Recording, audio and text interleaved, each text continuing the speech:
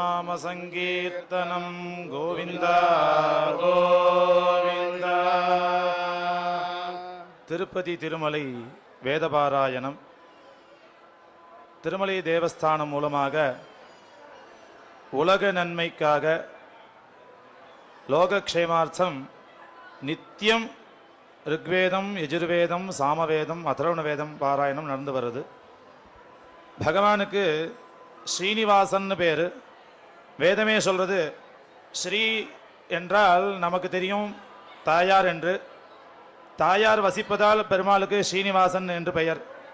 ஆனால் வேதம் என்ன சொல்றது என்றால் ரிச்சோ யஜோகும் ஸ்ரீ சாமானி சாஹி ஸ்ரீ ரமிருதா சதாம். ருக்வேதம் யஜுர்வேதம் சாமவேதம் அதர்வவேதம் போன்ற வேதங்கள் தான் ஸ்ரீ. அந்த வேதஸ்வரூபியா இருப்பதால் தான் ஸ்ரீனிவாச பெருமாளுக்கு ஸ்ரீனிவாசன் என்று பெயர்.